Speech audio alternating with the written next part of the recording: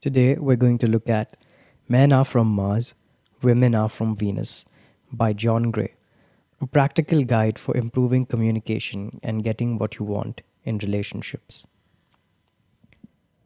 What's in it for me?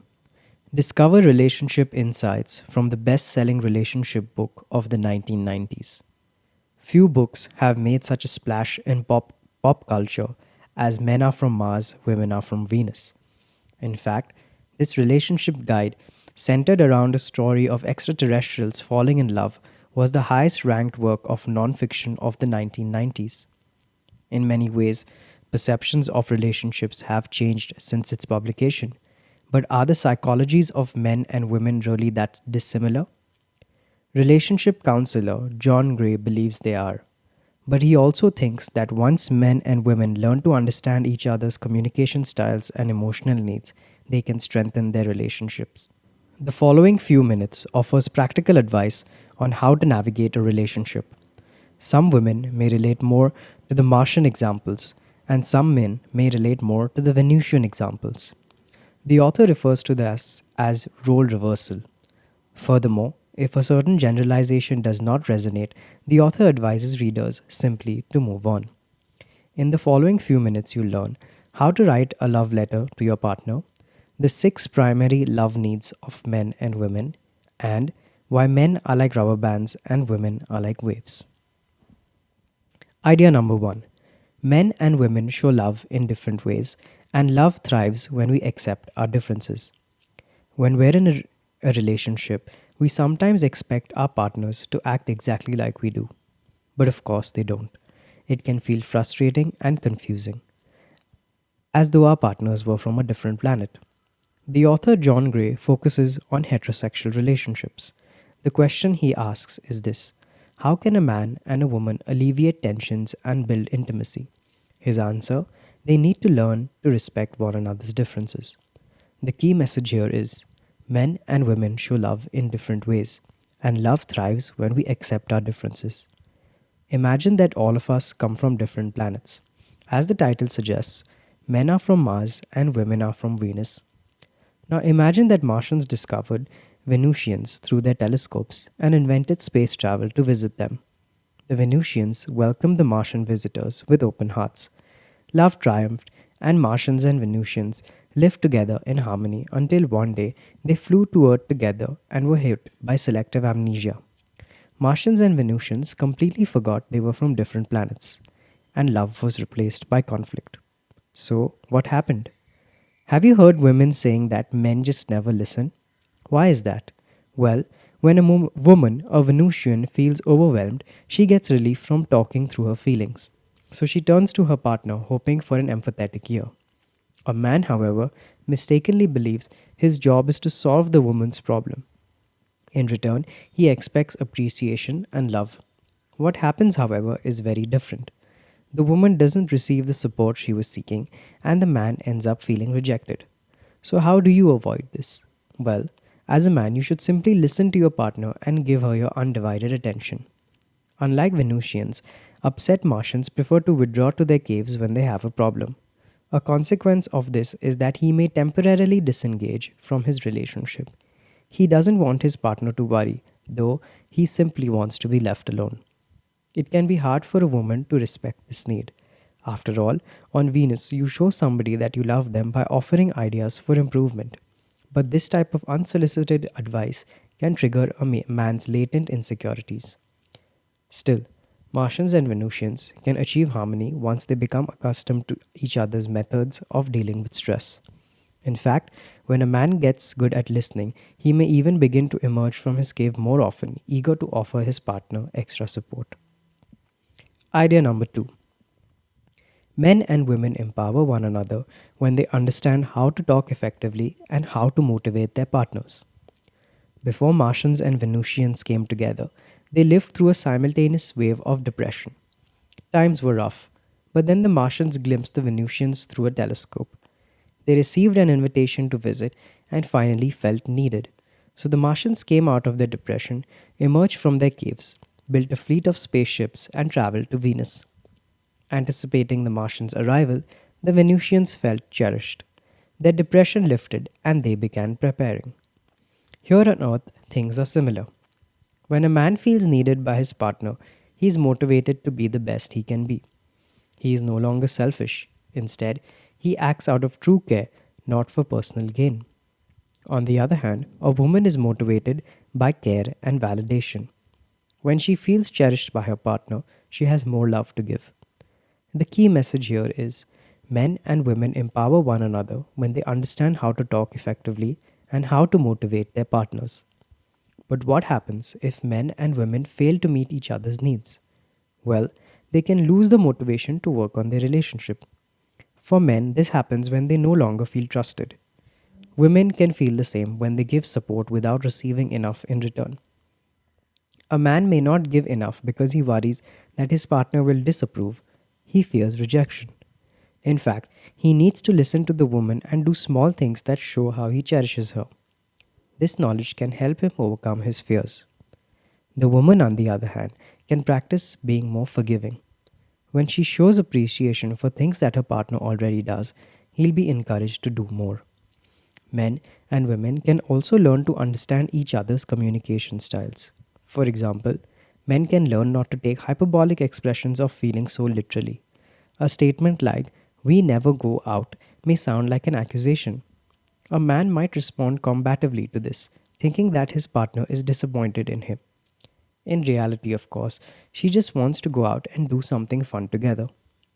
In addition, women can practice expressing appreciation for the ways in which their partners are fulfilling them.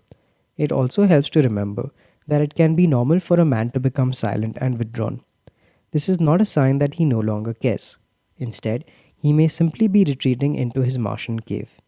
And he too can use four magic words: "I will be back."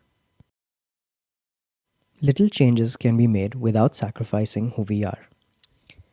Idea number 3. Men and women experience different intimacy cycles that affect their abilities to give and receive love. Conflict between men and women can be caused by something that occurs in cycles. They are different and natural reactions to intimacy. As we've learned, men sometimes need to pull away from their relationships. Women may instinctively want to respond by getting closer. But by forcing intimacy, they may actually undermine it. It's entirely normal for women to feel low sometimes. Men may think that this hints at a problem and rush to fix it. But problem solving is not what women need in those moments.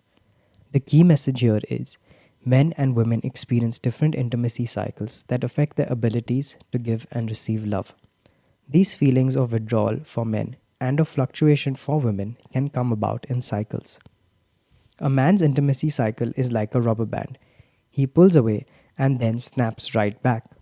Once men have fulfilled their desire for love and closeness, they'll need to feel independent returns. In a relationship, a man can lose his sense of self. By pulling away, he gets back in touch with himself and his personal boundaries. At this point in his intimacy cycle, men often seem withdrawn and unresponsive. Their partners may feel hurt and uncared for. But women shouldn't punish men for this. Instead, they should support them by respecting their space. When a man feels the need to pull away, he can reassure a woman quite easily. He should just tell her that he needs to be alone for a bit, that he will return, and when he does, he will be fully present. A woman's intimacy cycle is different. It looks more like a wave. When a woman feels good about herself, she is very giving and really appreciates her partner.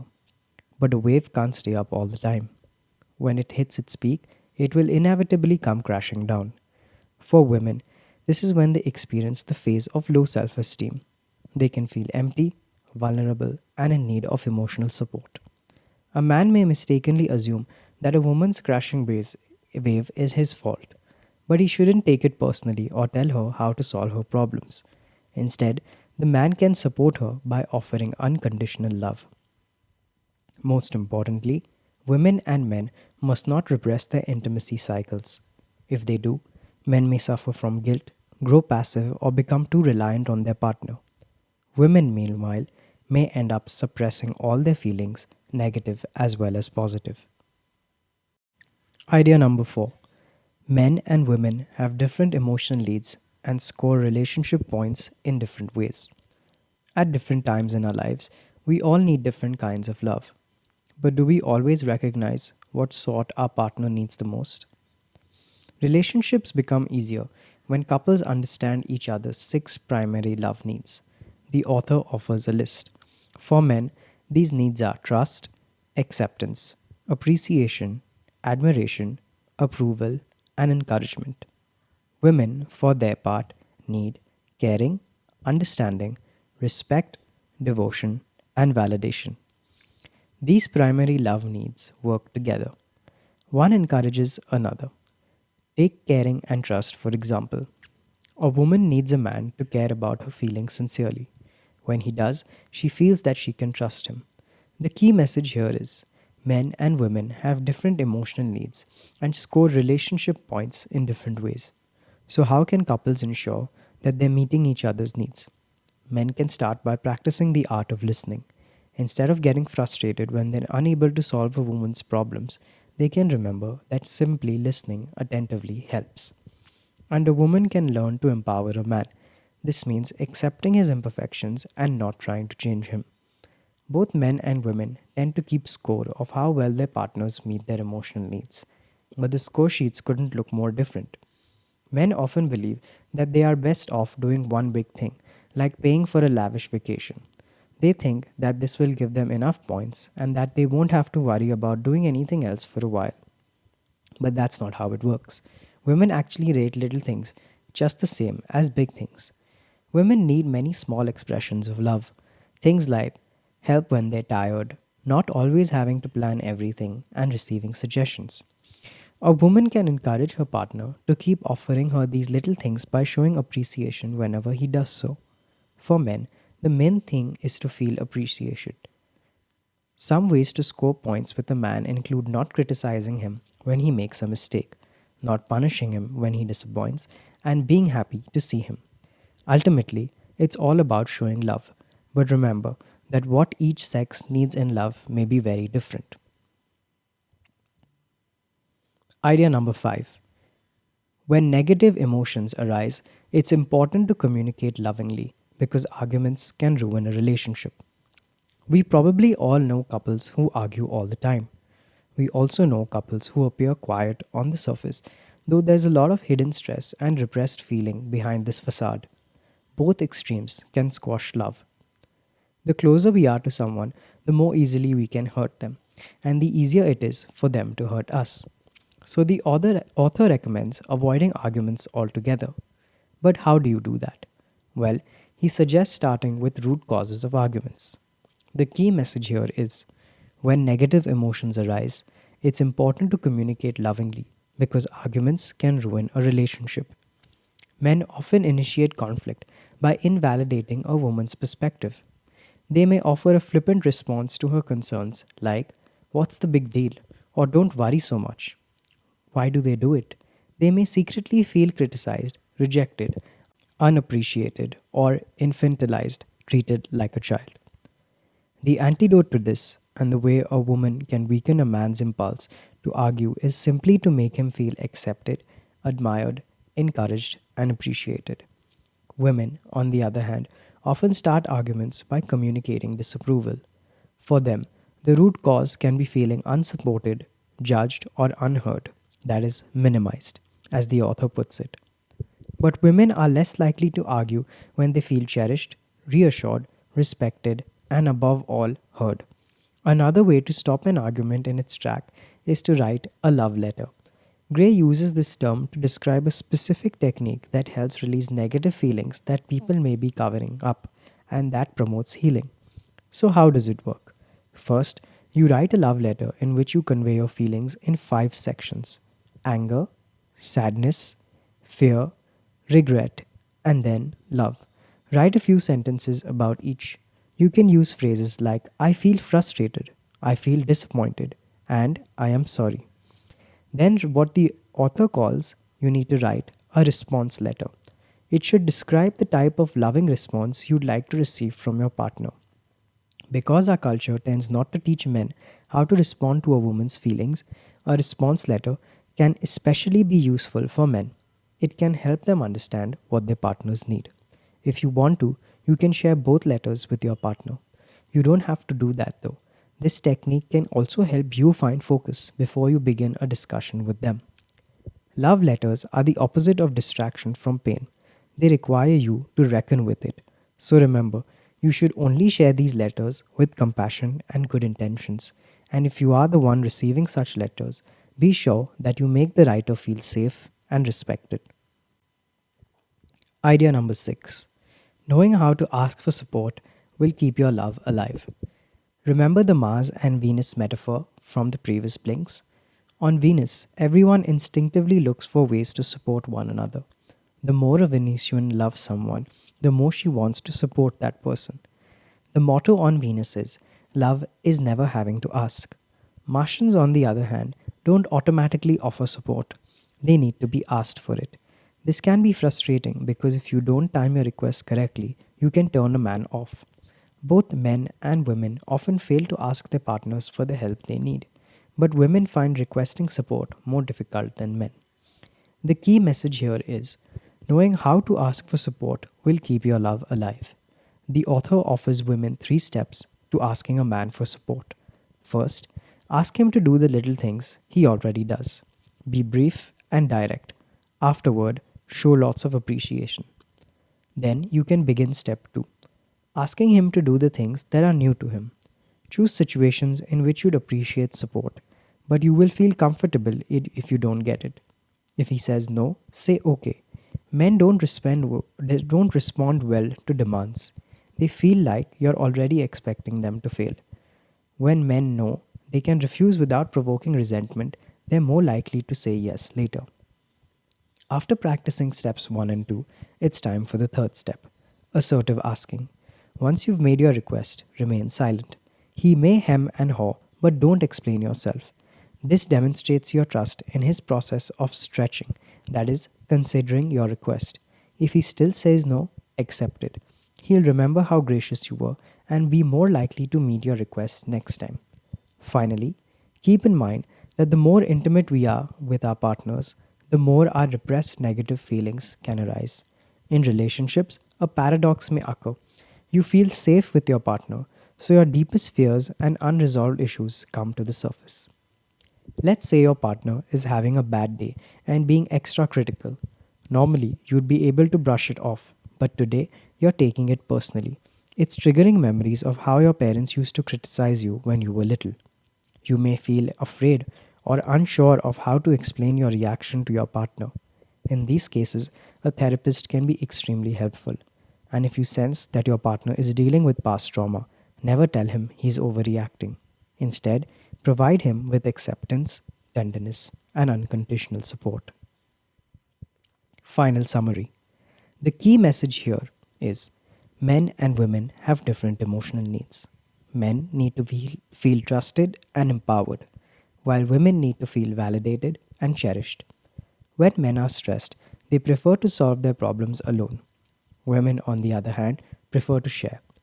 Couples should avoid arguing and instead communicate lovingly.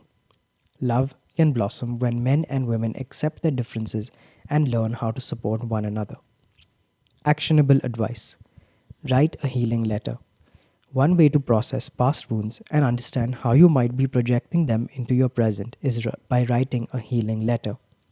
If your partner upsets you, start by writing a love letter, which you've just learned about. As you write, ask yourself how your feelings relate to your past. You might end up realizing that it's not your partner you wish to address, it's your mother or father. If so, continue writing, but now address your parent. When you finish, share the letter with your partner to give him or her an insight into your sensitivities around your family and your past.